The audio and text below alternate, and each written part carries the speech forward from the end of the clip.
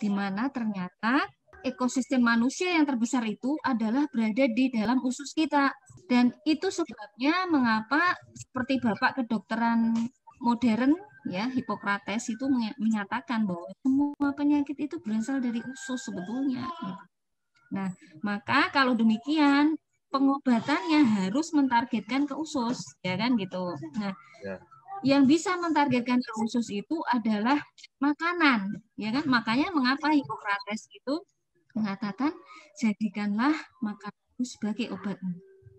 Otomatis diperlukan makanan yang bersifat fungsional ya, yang bisa memperbaiki usus ya, bisa membersihkan usus, dan dia punya kemampuan juga memperbaiki ekosistem. Salah satu yang menyebabkan autoimun adalah karena dinding usus yang renggang. Akibat dinding usus yang renggang ini, setiap kita makan sesuatu yang mengandung protein ya, terutama misalnya protein dari susu atau gluten ya. Nah, itu gluten dan protein-protein ini akan masuk ke dalam usus, meresap ke dalam pembuluh darah sehingga dia akan memicu peradangan yang memicu autoimun. Pada orang-orang autoimun ini leaky gut namanya ya. Kondisi usus yang dia dindingnya tidak rapat lagi itu namanya leaky gut. Nah, itu harus kita rapatkan. Dan kandungan yang ada pada usu maupun suba, keduanya adalah kombinasi yang sangat tepat. Kita menderita autoimun, mengkonsumsi keduanya akan lebih baik. Di sini penderita autoimun itu derajat penyakitnya itu berbeda-beda ya, dan juga ada faktor genetik yang mempengaruhi. Jadi, misalnya pada autoimun yang jenis inflammatory bowel disease ya, yaitu suatu penyakit autoimun yang menyerang usus besar yang berupa peradangan pada usus yang kronik yang menyebabkan gejala dan tanda berupa diare kronik.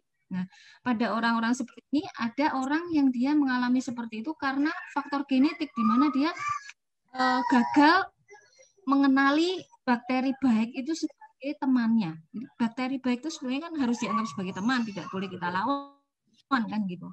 Nah, pada orang-orang yang mengalami gangguan pengenalan terhadap baik ini, tentunya kita harus sangat hati-hati memberikan ya, karena dia selain dia punya gangguan genetik, dia juga ususnya kemungkinan sudah rusak itu, sudah bolong-bolong ibaratnya.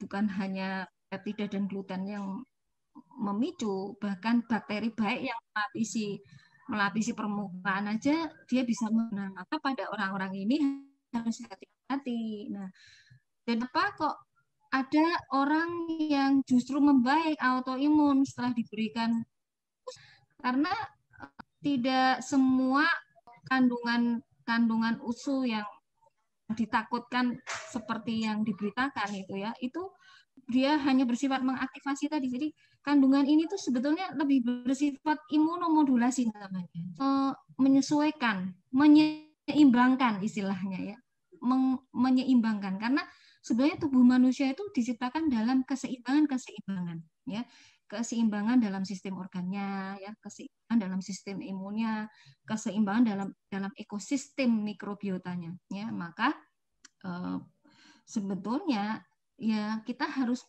menggunakan terapi-terapi yang mentargetkan usus. Nah, maka sebenarnya kebaikan dari produk-produk AFC itu di situ.